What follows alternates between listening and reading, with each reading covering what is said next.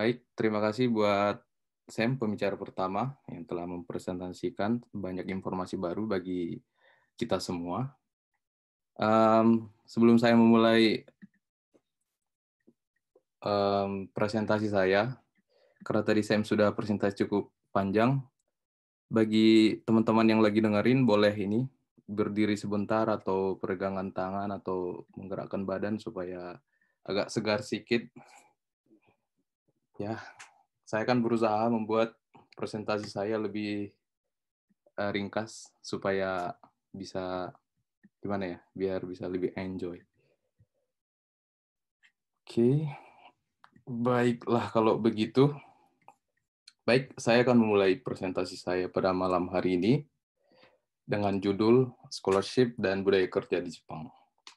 Saya Hendrik Lumbanturuan, sekarang sedang bekerja sebagai Network Engineer di NTT Docomo, salah satu perusahaan telkom terbesar di Jepang, bahkan di dunia.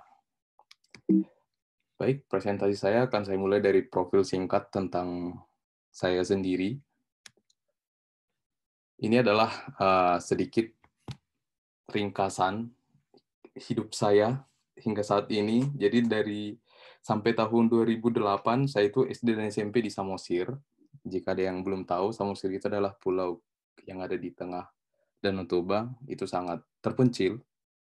Jadi pada saat saya masih SD atau SMP, sinyal HP di sana itu masih 2G.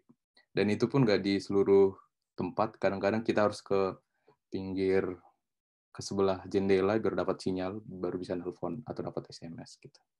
Nah, kemudian tahun 2008 saya keterima di SMA-nya itu di Soposurung di Balige, keterimanya di sana. Dan pada saat SMA di sana itu saya baru mengenal yang namanya internet, walaupun kecepatannya masih ya belum begitu cepat lah. Jadi kemajuan teknologi itu masih maju dikit gitu. Nah, setelah lulus SMA, saya melamar beasiswa, namanya beasiswa Membuka Gagusho, beasiswa kuliah ke Jepang, dan seperti yang sudah dilihat di grafik, kemajuan teknologinya itu 2 atau 3 kali lipat yang dibanding dengan kehidupan saya waktu masih sama sampai SMA gitu. Nah, saya S1 dan S2-nya di Jepang, dan Maret tahun ini, Maret lalu lulus, dan dari April langsung bekerja tanpa nganggur di perusahaan sekarang. Jadi sudah sekitar setengah tahun, 7 bulan lah, udah 7 bulan kerja di tempat yang sekarang. Itu profil singkat saya.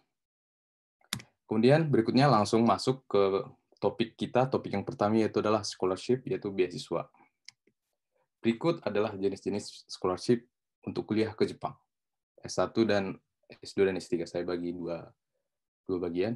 Untuk yang pertama S1 itu yang paling sering kita dengar itu adalah beasiswa Membuka Gagusho dan beasiswa Mitsui. Seperti yang terlihat di slide, jadi penyedia beasiswa Membuka Gagusho adalah Mendikbudnya Jepang.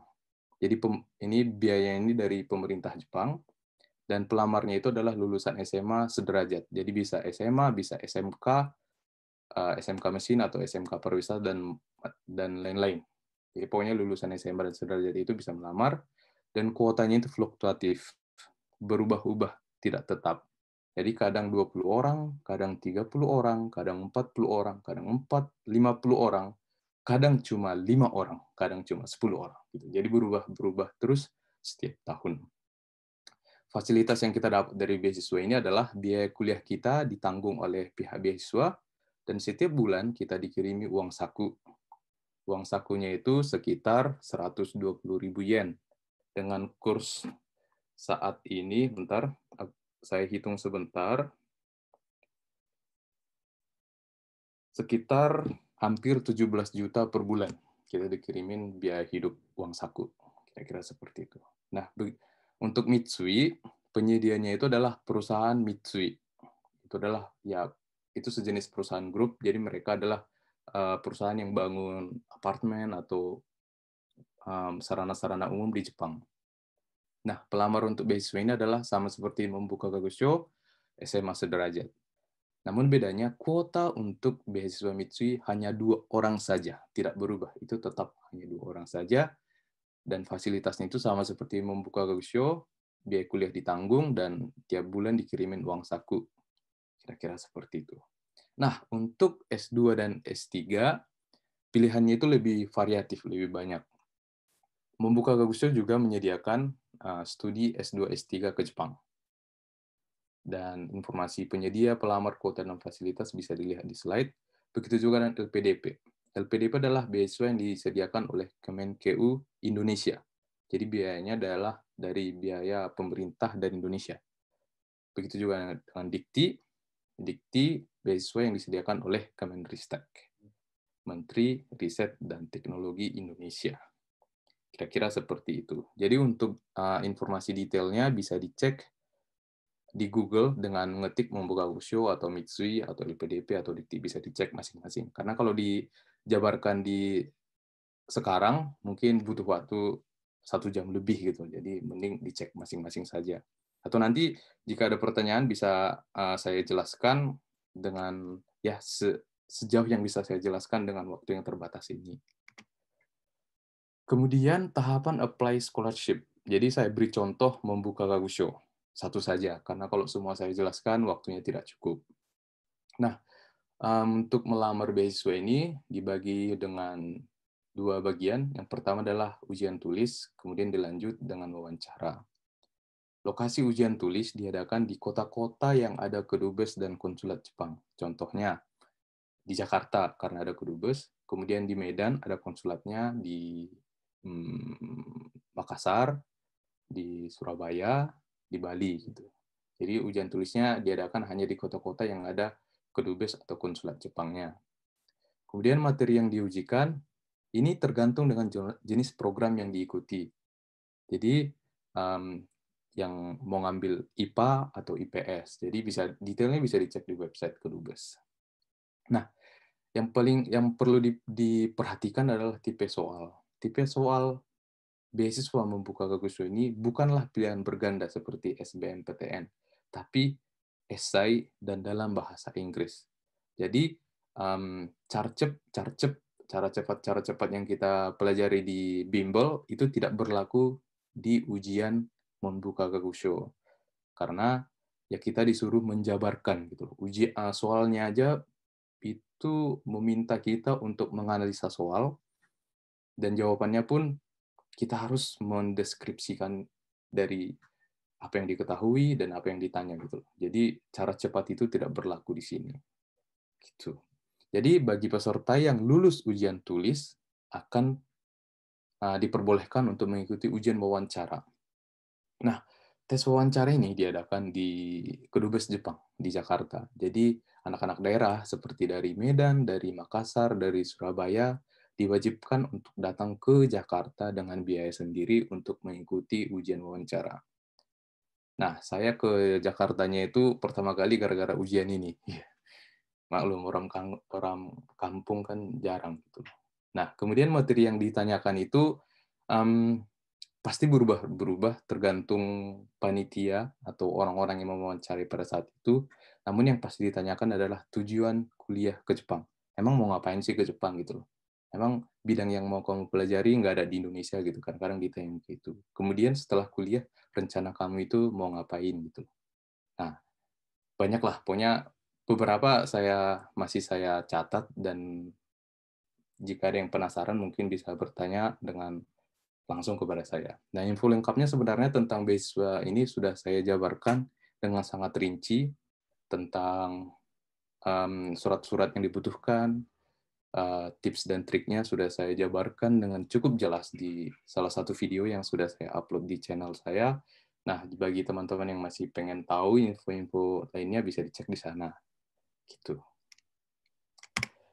Nah, seperti yang sudah saya jelaskan tadi, saya S1 dan S2-nya di Jepang, dan berikut adalah hal-hal positif dan negatif yang saya temui setelah beberapa tahun stay atau tinggal di Jepang.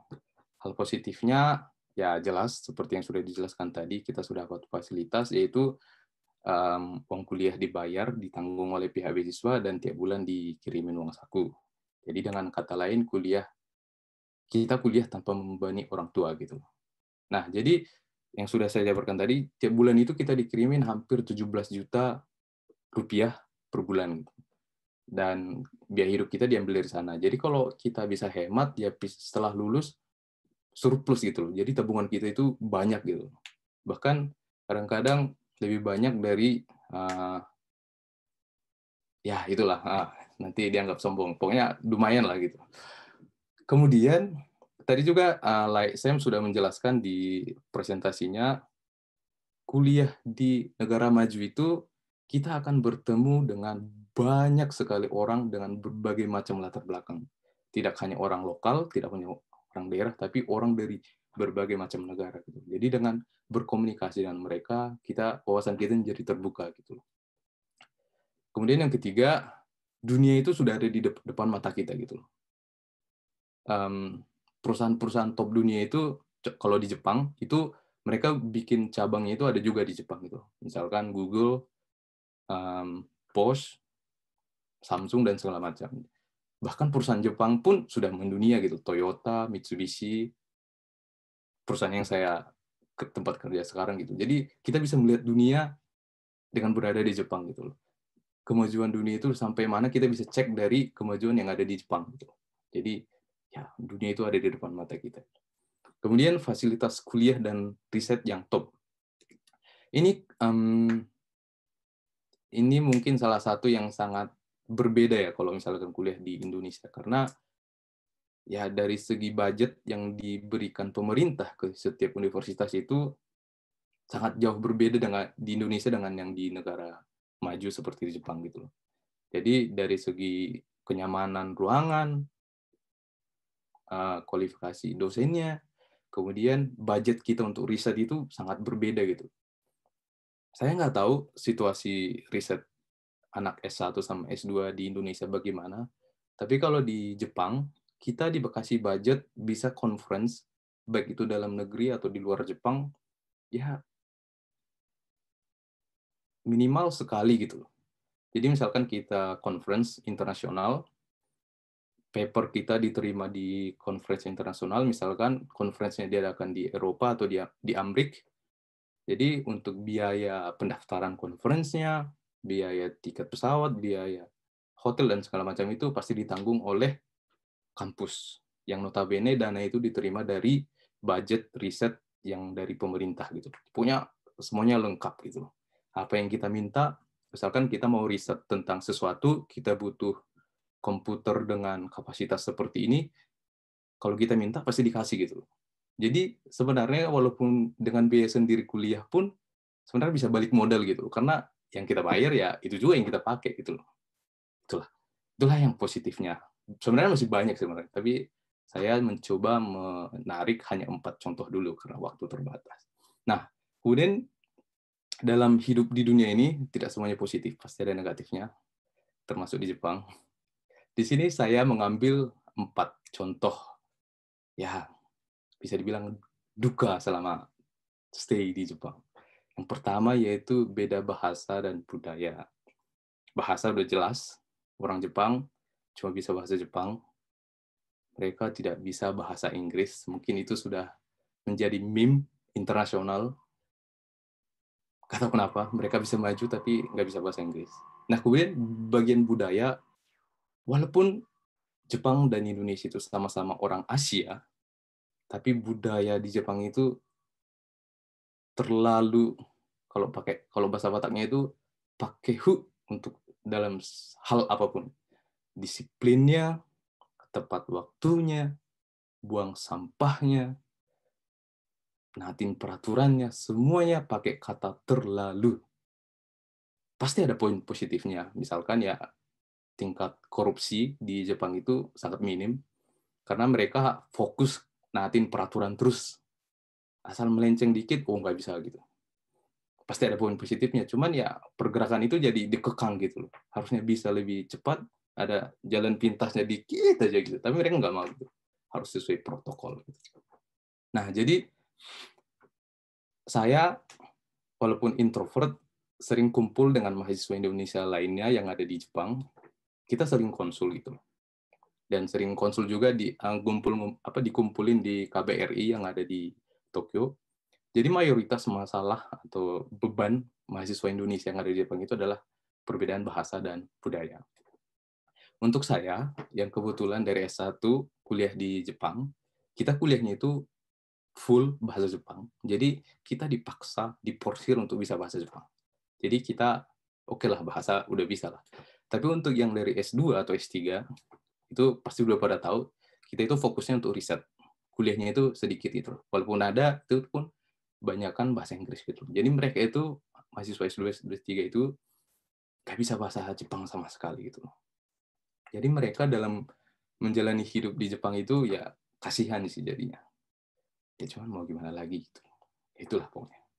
Kemudian kedukaan yang kedua itu adalah jauh dari keluarga. Ini terdengar sepele, apalagi di usia kita yang masih 20-an.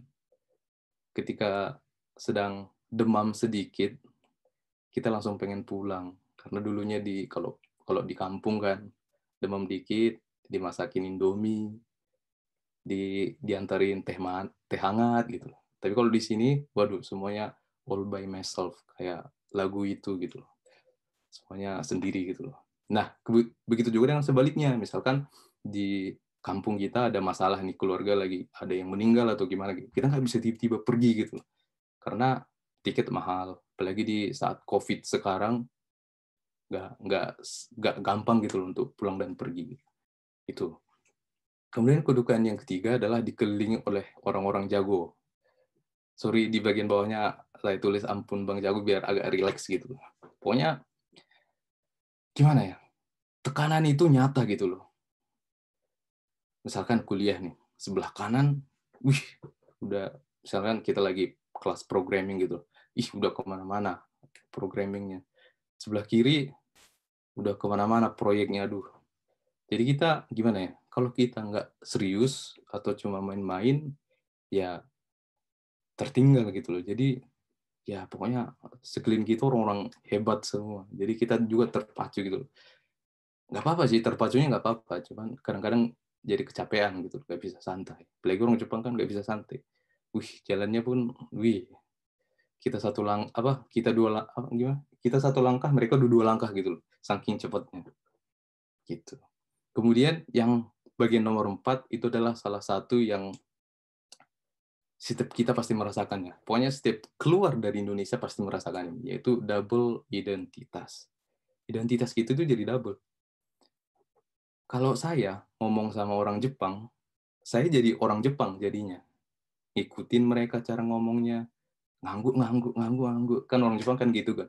Hai, hai, hai. Gitu. Nah, kemudian ketika ngomong ke orang Indonesia, ya udah ngobrol kayak orang Indonesia. Kayak mana gitu. Paling ngomong sama orang Batak, apa le gitu kan. Gitu. Jadi double identitas dan itu sangat melelahkan. Tanpa disadari itu sangat melelahkan. Itu. Jadi tidak selamanya hidup di negara maju itu, pokoknya di negara yang lebih hebat dari Indonesia itu mengenakan pasti ada negatifnya. Oke, itu tentang scholarship. Oke, kemudian kita lanjut ke topik yang kedua yaitu budaya kerja. Saya kerja sebagai network engineer di Docomo, itu nama perusahaannya. Nah, sepintas tentang kerjaan saya di Docomo ini saya beri 4 contoh. Yang pertama itu memaksimalkan budget yang ada. Budget itu adalah, pokoknya pada tahu lah, budget tiap perusahaan itu pasti bikin budget tahunan yang bisa dipakai dalam 1 tahun itu gitu. Docomo juga seperti itu. Nah, jadi kita punya budget yang bisa kita pakai dalam 1 tahun, itu harus dihitung. Pokoknya income-nya itu harus lebih besar dari investasi yang kita keluarkan. Karena kalau sempat beda, ya otomatis rugi namanya. Jadi kita maksimalkan. Jadi budget biaya ini dipakai untuk misalkan membangun tower atau membangun, pokoknya banyak lah yang tidak bisa disebutkan satu persatu. Itu satu. Yang kedua, yang sebelah kanannya itu adalah maintenance jaringan supaya tahan dengan lonjakan traffic. Mungkin ini udah pada tahu semua karena traffic internet itu naiknya itu nggak linear. Jadi kita harus memprediksi, pokoknya jaringan kita itu harus mampu menahan atau meladeni traffic bisa 10 kali lipat dari traffic yang sekarang gitu. Nah, untuk saat ini kami sedang disibukkan untuk meladenin lokasi Olimpiade tahun depan. Karena pasti banyak orang asing yang datang, kita harus menyiapkan pokoknya daerah-daerah spot-spot untuk Olimpiade itu bisa setidaknya 10 kali lipat dari yang sekarang gitu. Jadi pada saat udah rame, tetap bisa kepake, nggak lemot gitu loh. Kalau di Indonesia kan belum kepikiran, kayaknya belum Telkomsel atau apa gitu, belum kepikiran untuk sampai sini. Karena hanya perusahaan yang sudah survive bisa memikirin sampai sini. Kalau di Indonesia kan yang penting nyambung dulu kan, yang saya tahu. Kemudian yang ketiga, yaitu menyusun strategi ekspansi jaringan 5G. Di Jepang itu kita sudah memulai jaringan 5G, yang sebenarnya banyak orang awam nggak tahu 5G itu untuk apa. Bahkan saya pun nggak tahu jaringan cepat itu untuk apa. Karena 5G-nya Docomo itu bisa sampai 2 giga bps per detik pakai mobile. Jadi untuk kita orang awam itu bingung gitu loh, 2 giga bps ini untuk apa gitu. Pokoknya kita nyusun ekspansi. Jadi jaringan itu kita bikin 5G itu di daerah mana dulu gitu, nggak ngasal gitu. Jadi hanya daerah-daerah tertentu dulu. Jadi kita harus nyusun strategi yang mantap supaya customer-nya juga puas gitu dengan jaringan kita. Nah, kemudian yang terakhir, kita harus bisa memaintenance 3 generasi jaringan sekaligus. Jadi di Jepang itu 3G sama 4G yang masih dipakai, walaupun 3G sudah semakin menurun jumlah consumer-nya, tapi tetap ada yang pakai. Nah, dengan masuknya 5G, 3 jaringan sekaligus gitu. Ini sangat boros. Aku yakin negara-negara berkembang nggak mau melakukan ini, karena setiap jaringan punya mesin tertentu, komputer tertentu masing-masing, jadi udah habis tenaga, habis uang, pokoknya habislah semua. Jadi harus tetap bisa, karena di Jepang itu hak konsumer itu dijaga oleh hukum, undang-undang di Jepang. Kemudian yang kedua adalah proses apply kerja di Jepang. Kira-kira alurnya seperti ini, saya bagi menjadi 4. Yang pertama, kita harus menghadiri job fair. Seperti yang ini. Ini kayak aula gede, jadi semua perusahaan gabung ke sana. Nah, untung kampus saya itu cukup profit di Jepang. Jadi bukan kami yang datang ke situ, tapi perusahaan yang datang ke kampus kami ngadain kayak gitu. Jadi kami nggak perlu kemana-mana gitu. Mereka yang datang gitu. Ayo datang ke perusahaan kami gitu. Jadi cukup enak lah nyari kerja waktu itu. Kemudian yang kedua, submit CV. Ini cukup penting. Ini mungkin banyak yang tidak tahu. Bagi perusahaan Jepang, ini kan misalnya di Jepang kan banyak universitas, walaupun nggak semuanya profit gitu. Jadi banyak perusahaan Jepang, perusahaan besar, yang menseleksi calon pegawai dari nama kampusnya.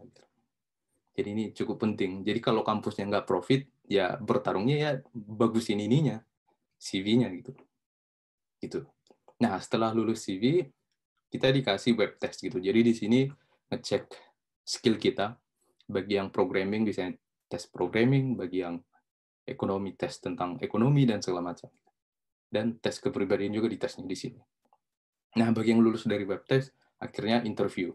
Interview biasanya bisa sampai 5 kali dengan orang yang berbeda-beda di perusahaan itu. Tapi puji Tuhan, saya cuma cukup 2 kali udah lulus waktu itu, nggak tahu kenapa. Udah gitu, lulus. Ya gitulah kira-kira. Jadi garis besarnya kira-kira seperti ini. Nah, ini adalah saya akan menjelaskan tentang budaya kerja di Jepang. Yang pertama saya tulis loyalitas adalah kunci. Beda dengan perusahaan asing, misalkan di Google atau perusahaan multinasional lainnya, kalau kita kerja di Google, kalau performa kita bagus, ya kita bisa langsung jadi atasan gitu loh, tanpa peduli kita udah berapa tahun di perusahaan itu. Perusahaan Jepang itu berbeda. Sejago apapun kita, sebagus apapun kerjaan kita, ya kita harus nunggu yang di atas, naik dulu ke atas, baru kita ke posisinya gitu.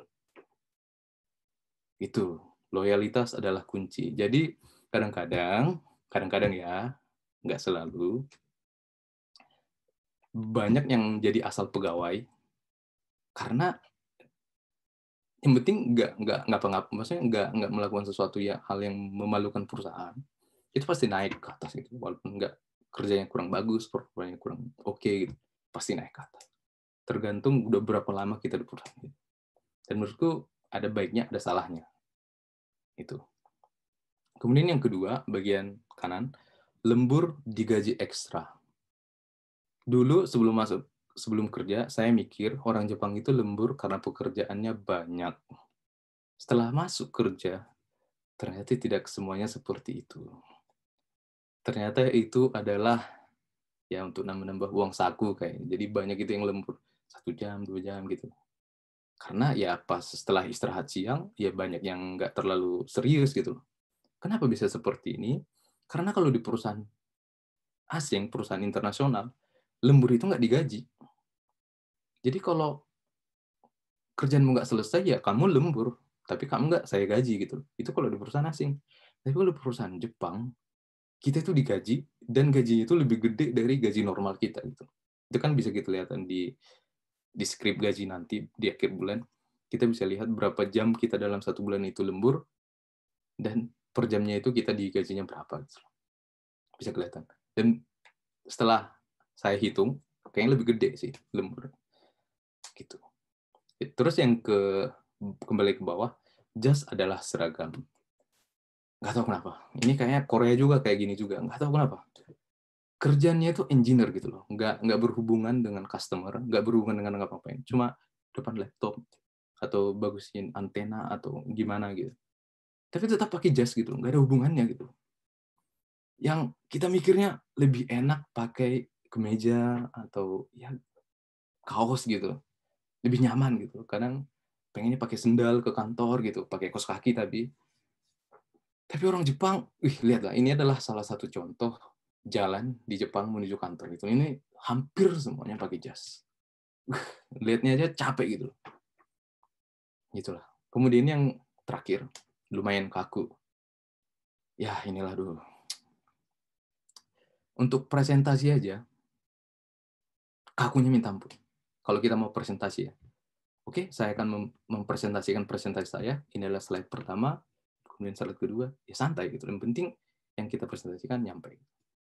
Tapi kalau untuk Jepang, ketika kita memulai presentasi, kalau saya terjemahin ke bahasa Indonesia, bahasa Jepangnya, izinkan saya memulai presentasi saya.